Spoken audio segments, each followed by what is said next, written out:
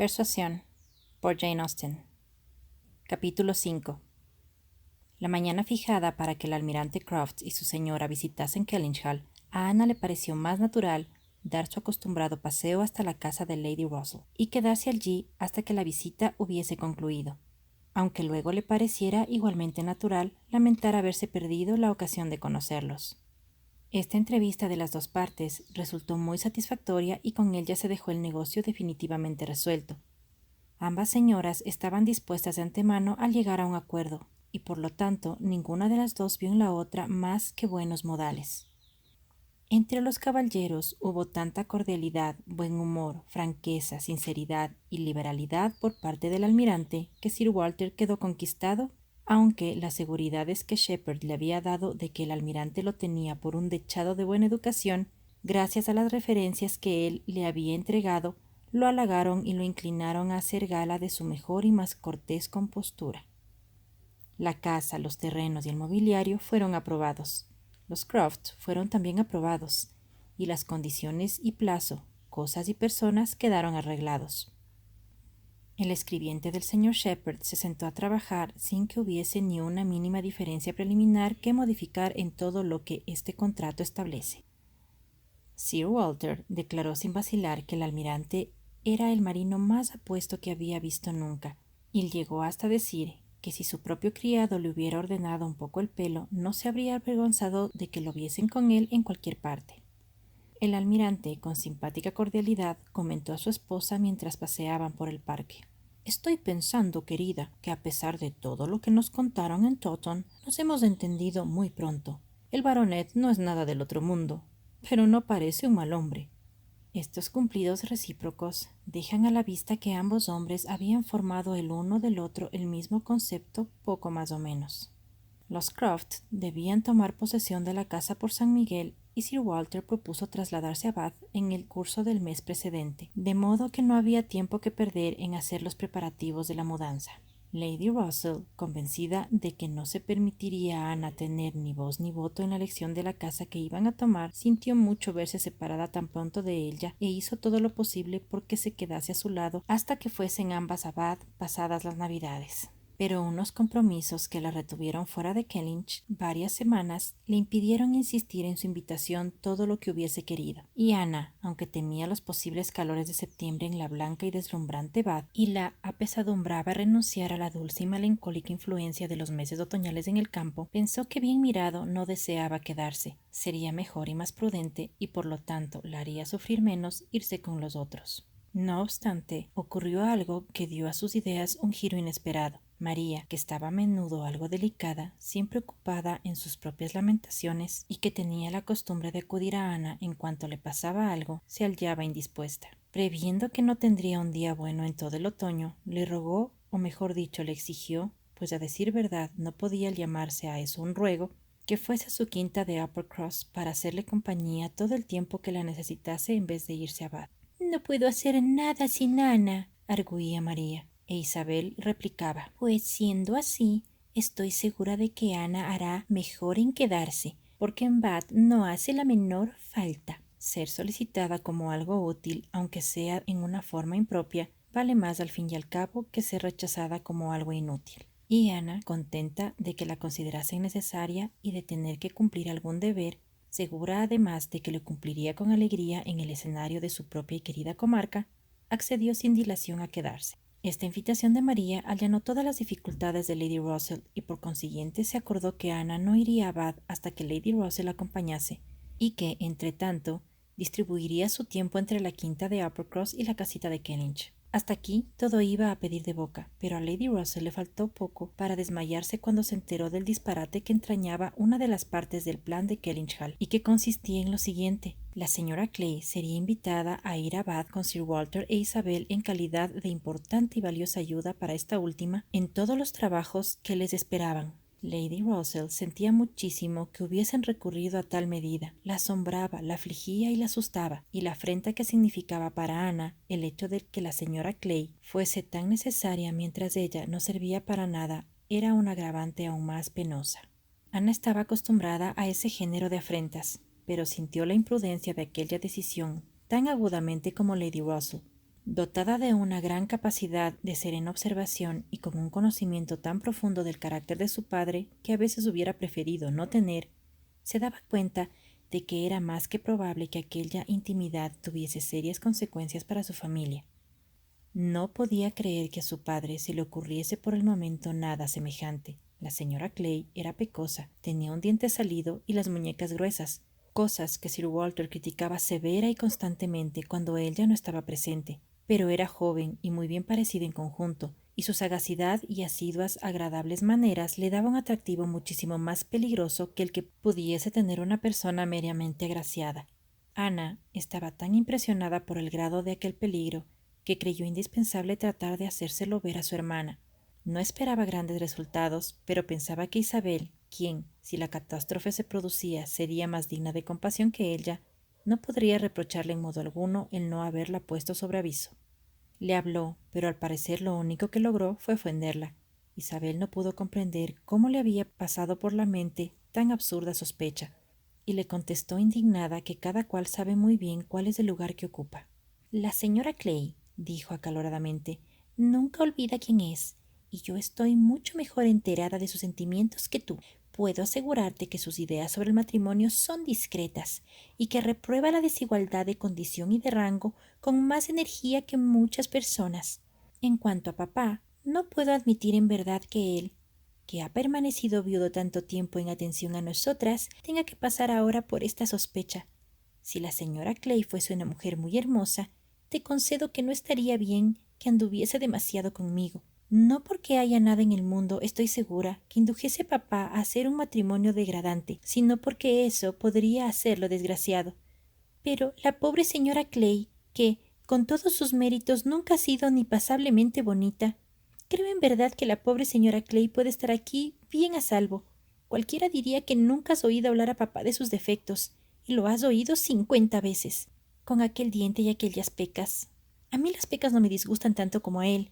Conocí a una persona que tenía la cara no del todo desfigurada por unas cuantas, pero papá las detesta. Ya debes haberle oído comentar las pecas de la señora Clay. Rara vez se encuentra un defecto personal, repuso Ana, que la simpatía no haga olvidar poco a poco. Pues yo no pienso lo mismo, replicó Isabel vivamente. La simpatía puede sobreponerse a unos rasgos hermosos, pero nunca puede cambiar los vulgares. Sea como sea, ya que estoy más enterada de este asunto que nadie, puedes ahorrarte tus advertencias. Ana había cumplido con su deber y se alegraba de ello, sin desesperar del todo de su eficacia. Isabel se sintió molesta con la sospecha, pero en lo sucesivo estaría más atenta. El último servicio de la carroza de 4 caballos fue conducir a Sir Walter, a la señorita Elliot y a la señora Clay a Bath. Los viajeros partieron animadísimos. Sir Walter dispensó condescendientes saludos a los afligidos arrendatarios y labriegos a quienes se había avisado para que fuesen a despedirlo, y Ana se encaminó con una especie de tranquilidad desolada a la casita donde iba a pasar su primera semana. Su amiga no estaba de mejor humor que ella. Lady Russell sentía con gran intensidad el trasplante de la familia. Su respetabilidad le era tan cara como la suya propia, y su cotidiano intercambio con los Elliot se le había hecho indispensable con la costumbre. La entristecía verlos abandonar aquellas tierras y más aún pensar que iban a dar a otras manos. Para huir de la soledad y de la melancolía de aquel lugar tan cambiado y no presenciar la llegada del almirante Crofts y de su mujer, determinó ausentarse de su casa e ir a buscar a Ana a Uppercross. Acordaron las dos que partirían de allí y Ana se instaló en la quinta que sería la primera etapa del viaje de Lady Russell. Uppercross era un pueblo relativamente pequeño, que pocos años antes aún conservaba todo el viejo estilo inglés. Ana había estado allí varias veces, conocía los caminos de Uppercross tan bien como los de Kellynch. Las dos familias estaban juntas tan constantemente y tenían tal costumbre de entrar y salir de una y otra casa a todas horas, que se llevó una sorpresa al encontrar a María sola. Estar sola y sentirse enferma y malhumorada eran casi la misma cosa para ella, aunque de mejor condición que su hermana mayor. María no tenía ni el entendimiento ni el buen carácter de Ana. Mientras se encontraba bien y se sentía feliz y agasajada, estaba de muy buen talante y animadísima, pero cualquier indisposición la hundía por completo. No tenía recursos para la soledad, y habiendo heredado una parte considerable de la presunción de los Elliot, estaba muy dispuesta a añadir a sus otras congojas la de creerse abandonada y maltratada. Físicamente era inferior a sus dos hermanas e incluso cuando estaba en lo mejor de su edad no llegó a ser más que regularcilla. Estaba tendida en el desvencijado sofá del amable saloncillo cuyo mobiliario elegante en un tiempo había ido desluciéndose bajo la acción de 4 veranos y 2 niños. Cuando vio aparecer a Ana la recibió diciéndole: «Vamos, por fin llegaste. Ya empezaba a creer que no te volvería a ver. Estoy tan enferma que apenas puedo hablar. No he visto a nadie en toda la mañana». «Siento que no te encuentres bien», repuso Ana. «Pues si el jueves me mandaste decir que estabas como una rosa».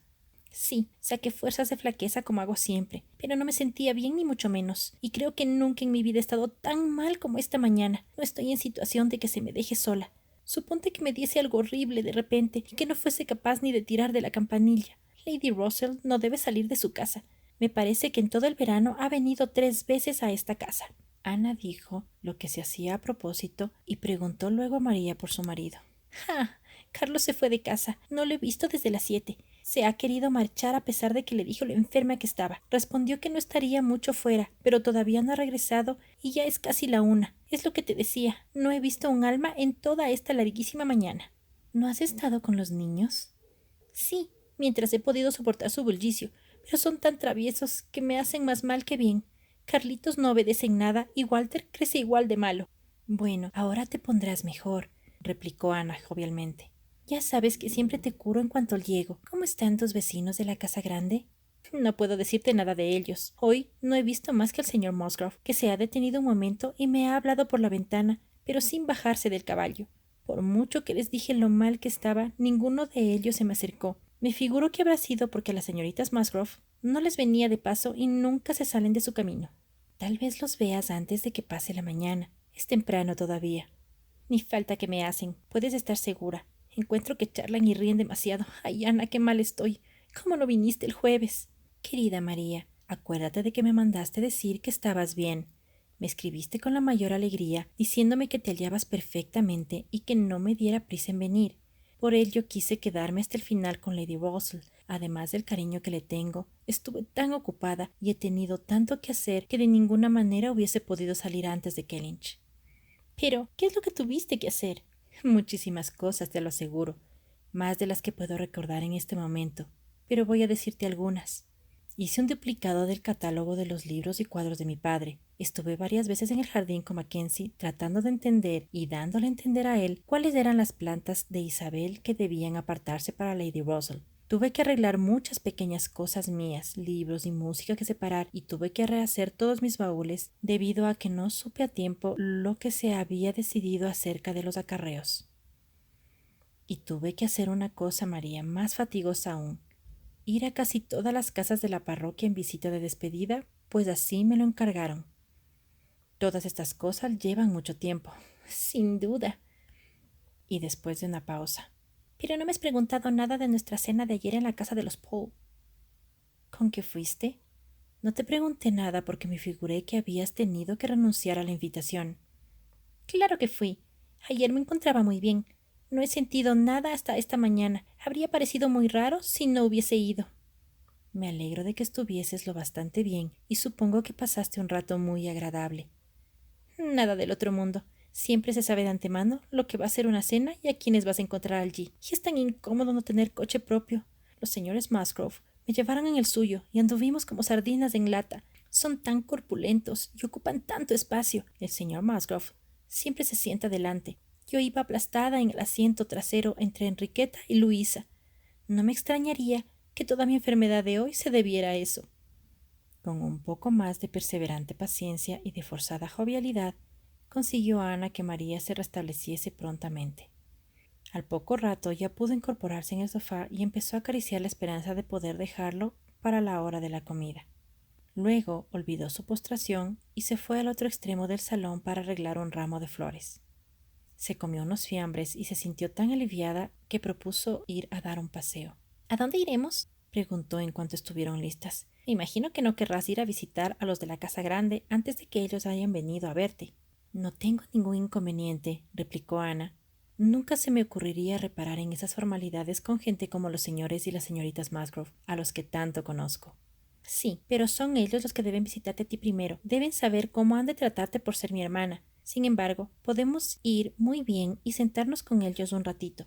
Y cuando estemos satisfechas de la visita, nos distraeremos con el paseíto de vuelta. Ana siempre había considerado esa clase de trato como una gran imprudencia, pero desistido de oponerse porque creía que, a pesar de que las dos familias se inferían mutuamente continuas ofensas, no podían estar la una sin la otra. Se dirigieron, por tanto, a la casa grande y estuvieron una buena media hora en el cuadrado gabinete decorado a la antigua usanza, con su pequeña alfombra y su lustroso suelo, al que las actuales hijas de la casa fueron dando gradualmente su aire peculiar de confusión, con un gran piano, un arpa, floreros y mesitas a diestra y siniestra. Ah, si los originales de los retratos colgados contra el arrimadero, si los caballeros vestidos de pardo terciopelo y las damas envueltas en rasos azules hubiesen visto lo que pasaba y hubiesen tenido conciencia de aquel atentado contra el orden y la pulcritud. Aquellos mismos retratos parecían estar contemplando boquiabiertos todo a su alrededor.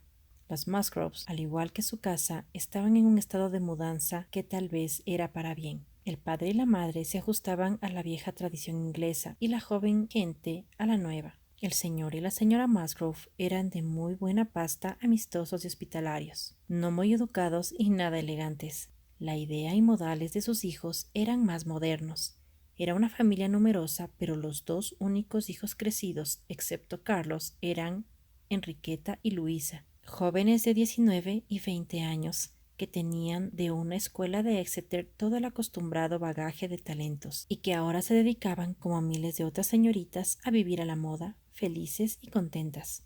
Sus trajes tenían todas las gracias, sus caras eran más bien bonitas, su humor excelente y sus modales desenvueltos y agradables. Eran muy consideradas en su casa y mimadas fuera de ella. Ana siempre las había mirado como a unas de las más dichosas criaturas que había conocido. No obstante, por esa grata sensación de superioridad que solemos experimentar y que nos salva de desear cualquier posible cambio, no habría trocado su más fina y cultivada inteligencia por todos los placeres de Luisa y Enriqueta. Lo único que les envidiaba era aquella apariencia de buena armonía y de mutuo acuerdo, y aquel afecto agradable y recíproco que ella había conocido tan poco con sus dos hermanas. La recibieron con gran cordialidad. Nada parecía mal en el seno de la familia de la casa grande. Toda ella, como Ana sabía muy bien, era completamente irreprochable. La media hora transcurrió agradablemente y Ana no se sorprendió en absoluto cuando, al marcharse, María invitó a las dos señoritas Musgrove a que las acompañaran en su paseo. Capítulo 6. Ana no necesitaba visitar Uppercross para saber que, cuando se traslada de un lugar a otro, aunque no sea más que a 3 millas de distancia, la gente suele cambiar de conversaciones, de opiniones y de ideas. Había estado allí antes y siempre lo había notado, y hubiese querido que los otros le tuviesen ocasión de ver cuán desconocidos y desconsiderados eran en Uppercross los asuntos que en Kellynch Hall se trataban con tanto interés y general aspaviento. Pese a esta experiencia, creía que iba a tener que pasar por una nueva y necesaria lección en el arte de aprender lo poca cosa que somos fuera de nuestro propio círculo. Ana llegó totalmente embargada por los acontecimientos que habían tenido en vilo durante varias semanas las dos casas de Kellynch, y esperó encontrar más curiosidad y simpatía de las que hubo en las observaciones separadas, pero similares, que le hicieron el señor y la señora Musgrove. ¿Con que Sir Walter y su hermana se han marchado, señorita Ana? ¿Y en qué parte de Bath cree usted que se van a radicar? Y esto sin prestar mucha atención a la respuesta. En cuanto a las dos muchachas, agregaron solamente: me parece que este invierno iremos a Bath, pero acuérdate, papá, de que si vamos, tendremos que vivir en un buen lugar. No nos vengas con tus plazas de la reina. Y María, ansiosa, comentó: caramba, sí que voy a lucirme mientras todos ustedes se van a divertir en Bath. Ana determinó precaverse de allí en más contra semejantes desilusiones y pensó con intensa gratitud que era un don extraordinario gozar de una amistad tan sincera y afectuosa como la de Lady Russell.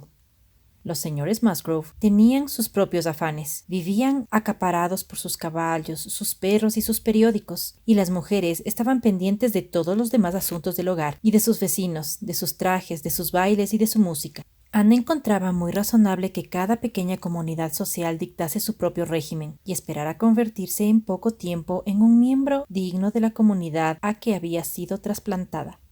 Con la perspectiva de pasar 2 meses por lo menos en Uppercross, se esforzaba por dar a su imaginación, memoria e ideas un giro lo más uppercrossiano posible.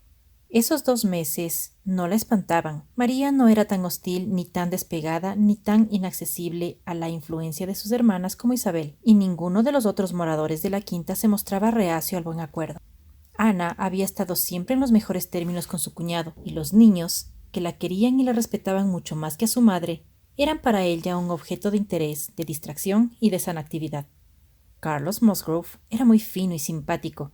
Su juicio y su carácter eran sin duda alguna superiores a los de su mujer, pero no era capaz, ni por su conversación, ni por su encanto, de hacer del pasado que lo unía a Ana un recuerdo peligroso.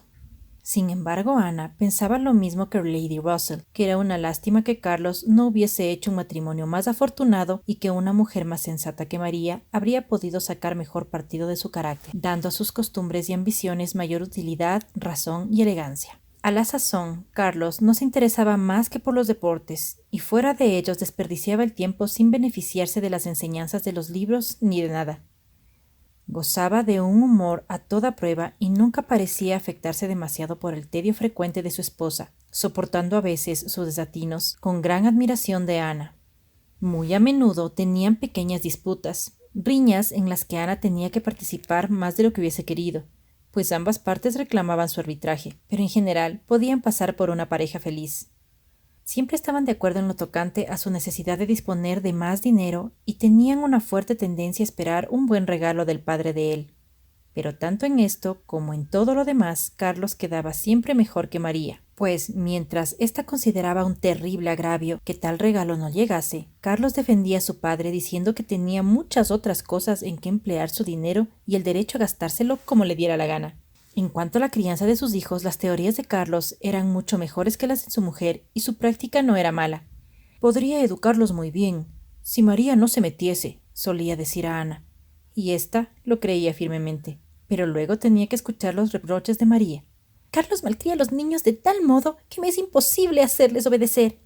Y nunca sentía la menor tentación de decirle, es cierto. Una de las circunstancias menos agradables de su residencia en Uppercross era que todos la trataban con demasiada confianza y estaba demasiado al tanto de las ofensas de cada casa.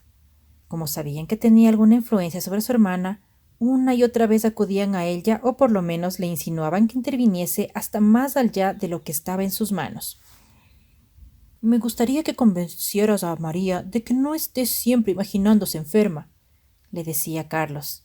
Y María, en tono compungido, exclamaba, «Carlos, aunque me viese muriéndome, no creería que estoy enferma. Estoy segura, Ana, de que si tú quisieras podrías convencerlo de que estoy en verdad muy enferma, mucho peor de lo que parece». Luego, María declaraba, «Me disgusta terriblemente mandar a los chicos a la casa grande, a pesar de que su abuela los reclama constantemente, porque los subleva y los mima demasiado, además de darles una porción de porquerías y dulces, con lo cual no hay día que no vuelvan a la casa enfermos o cargantes hasta que se acuestan». Y la señora Musgrove aprovechaba la primera oportunidad de estar a solas con Ana para decirle, «Ay, señorita Ana, ojalá mi nuera aprendiese un poco más de sus maneras de tratar a los niños. Son tan diferentes con usted esas criaturas que no sabe usted cuán malcriados están. Es una lástima que no pueda usted convencer a su hermana de que los eduque mejor. Son los chicos más guapos y sanos que he visto nunca.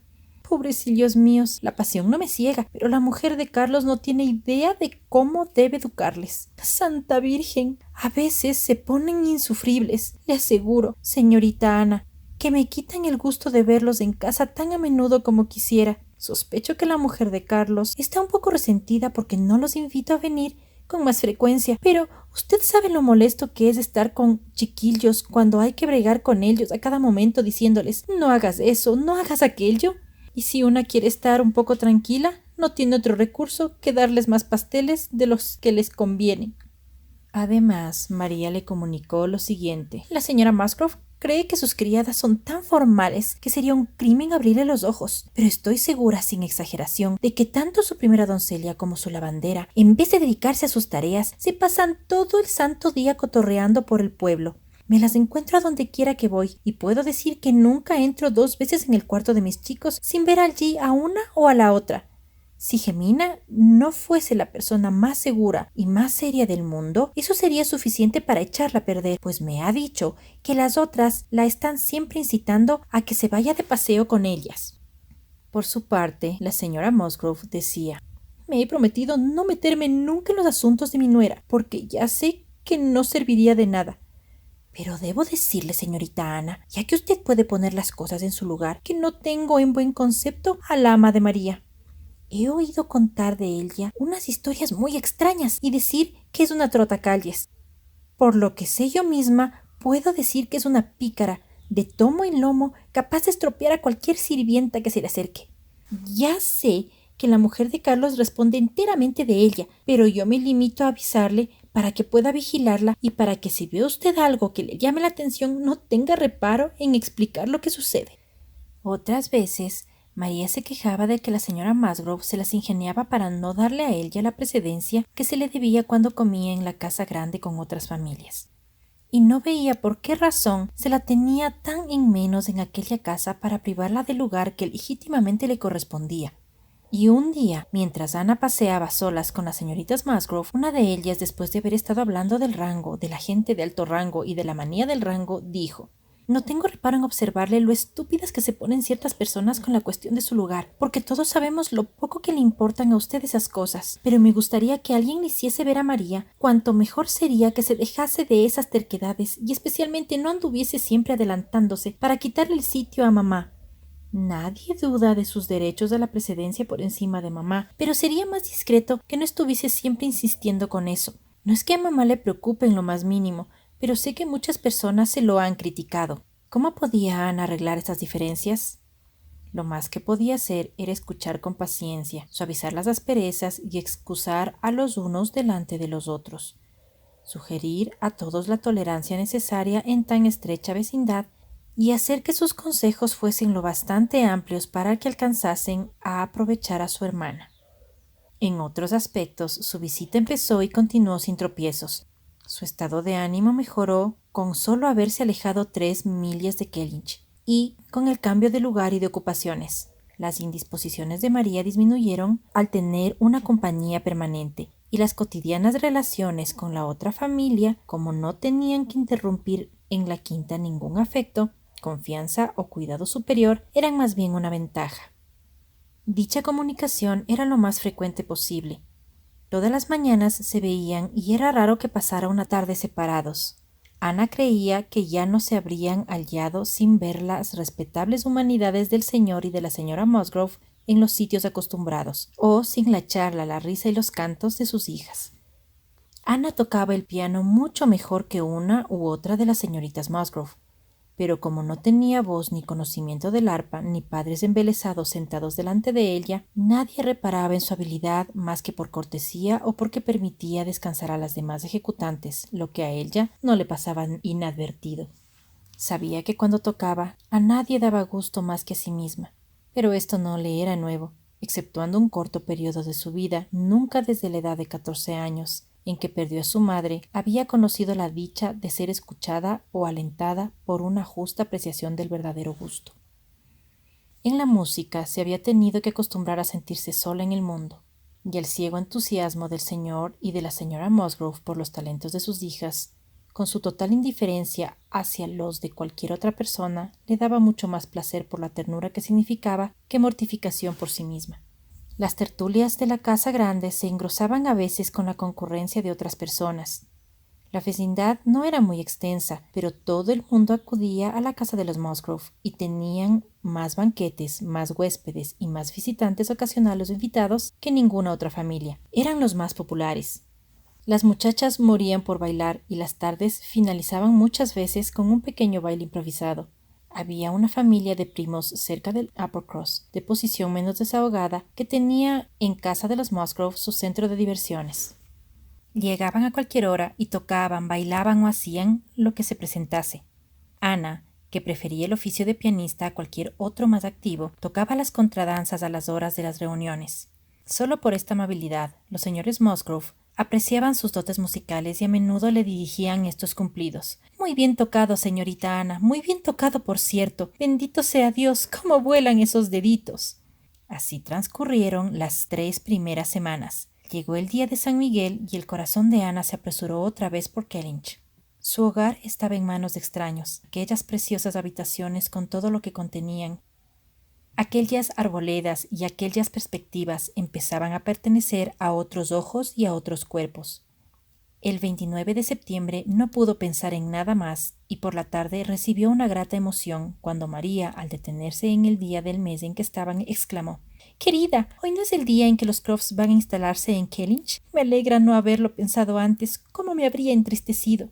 Los Crofts tomaron posesión de la casa con un aparato completamente naval y hubo que ir a visitarlos. María deploró verse obligada a aquello. Nadie podía imaginarse el sufrimiento que eso le causaba. Lo diferiría todo lo posible, pero no estuvo tranquila hasta que hubo convencido a Carlos de que la llevase cuanto antes, y cuando volvió estaba en un estado de agradable excitación y de alborotadas fantasías. Ana se congratuló sinceramente de no haber ido con ellos. Sin embargo, deseaba ver a los Crofts, y le encantó estar en casa cuando ellos devolvieron la visita. Cuando llegaron, el señor de la casa no estaba, pero las 2 hermanas se encontraban juntas. Sucedió entonces que la señora Croft se apoderó de Ana mientras que el almirante se sentaba junto a María, deleitándola con sus chistosos comentarios acerca de sus chiquillos, y Ana pudo dedicarse a buscar un parecido que, si no halló en las facciones, reconoció en su voz y en su modo de sentir y de expresarse. La señora Croft no era alta ni gorda, pero tenía una arrogancia, una tiesura y una robustez que daban presencia a su persona. Los ojos eran oscuros y brillantes, sus dientes hermosos, y en conjunto su rostro era agradable, aunque su tez enrojecida y curtida por la intemperie, a consecuencia de pasarse en mar casi tanto tiempo como su marido, hacía creer que tenía varios años más de los 38 que contaba.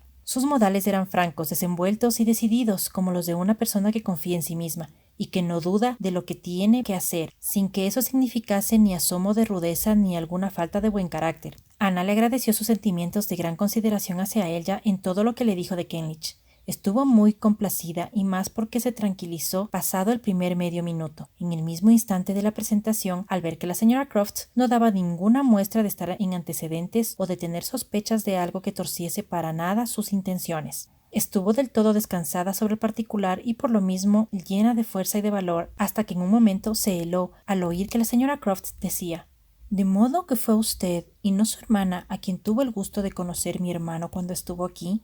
Ana estaba segura de que ya había pasado la edad del rubor, pero no la edad de la emoción, a juzgar por lo ocurrido. «Puede que no haya usted oído decir que se casó», agregó la señora Croft. Ana pudo contestar entonces como era debido, y cuando las siguientes palabras de la señora Croft aclararon de cuál señor Wentworth estaba hablando, se alegró de no haber dicho nada que no pudiese aplicarse a ambos hermanos. Al momento comprendió cuán razonable era que la señora Croft pensara y hablara de Eduardo y no de Federico, y avergonzada de su error preguntó con el debido interés cómo le iba a su antiguo vecino en su nuevo estado. El resto de la conversación fue ya tranquilísima hasta el momento de levantarse en que oyó que el almirante decía a María: «Pronto va a llegar un hermano de la señora Croft. Creo que usted ya lo conoce de nombre». Lo interrumpió en seco el vehemente ataque de los chiquillos, que se prendieron de él como de un antiguo amigo y declararon que no se iba a marchar. Él les propuso llevárselos metidos en su bolsillo, con lo cual aumentó el alboroto y ya no hubo lugar para que el almirante acabase o se acordara de lo que había empezado a decir. Ana pudo, pues, persuadirse en lo que cabía de que se trataba aún del hermano en cuestión. No logró, sin embargo, llegar a tal grado de certidumbre que no estuviese ansiosa por saber si los Croft habían dicho algo más sobre el particular en la otra casa en donde habían estado antes. La gente de la casa grande iba a pasar por la tarde aquel día a la quinta, y como ya estaba la estación muy avanzada para que semejantes visitas pudiesen hacerse a pie, aguzaban el oído para recibir el ruido del coche cuando la menor de las chicas Musgrove entró en la habitación.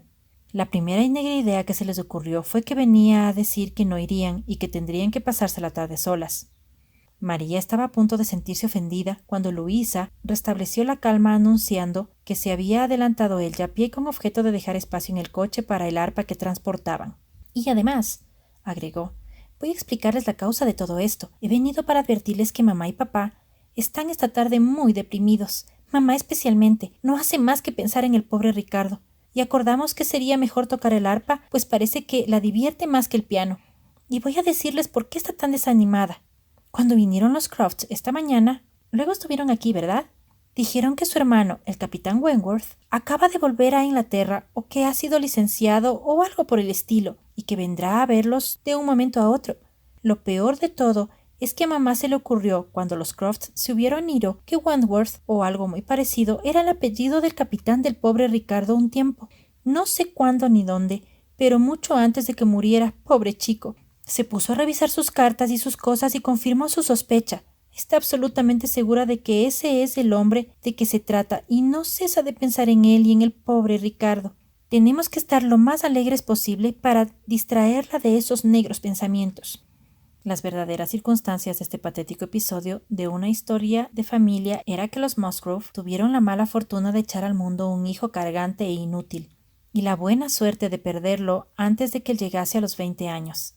Que lo mandaron al mar porque en tierra era la más estúpida e ingobernable de las criaturas, que su familia nunca se había preocupado mucho por él, aunque siempre más de lo que merecía, y que rara vez se supo de él, y poco lo extrañaron cuando 2 años atrás llegó a Uppercross la noticia de que había muerto en el extranjero.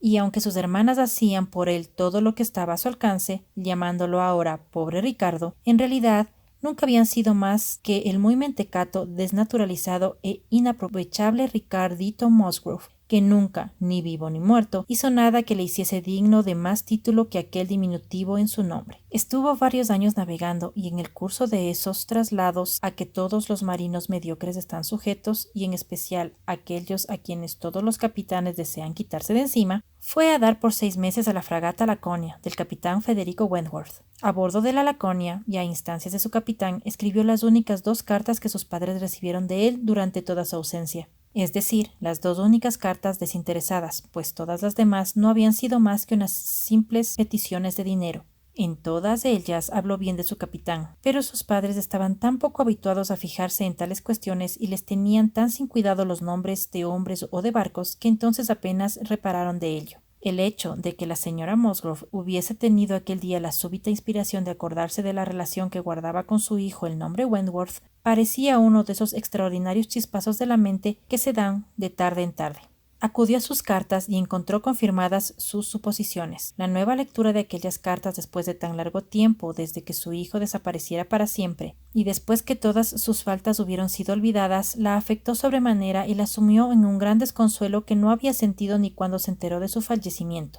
El señor Musgrove también estaba afectado, aunque no tanto, y cuando llegaron a la quinta se hallaban en evidente disposición de que primero se escuchasen sus lamentaciones y luego de recibir todos los consuelos que su alegre compañía pudiese suministrarles. Fue una nueva prueba para los nervios de Ana tener que oírles hablar hasta por los codos del capitán Wentworth, repetir su nombre, rebuscar en sus memorias de los pasados años y por fin afirmar que debía ser, que probablemente sería, que era sin duda el mismo capitán Wentworth, aquel guapo joven que recordaban haber visto 1 o 2 veces después de su regreso de Clifton, sin poder precisar si hacía de esos 7 u 8 años. Pensó, sin embargo, que tendría que acostumbrarse, puesto que el capitán iba al llegar a la comarca, le era preciso dominar su sensibilidad en lo tocante a este punto. Y no solo parecía que lo esperaban y muy pronto, sino que los Musgrove, con su ardiente gratitud por la bondad con que había tratado al pobre Ricardito y con el gran respeto que sentían por su temple, evidenciado en el hecho de haber tenido 6 meses al pobre muchacho Musgrove a su cuidado, quien hablaba de él con grandes, aunque no muy bien ortografiados elogios, diciendo que era un compañero muy bueno y muy bravo,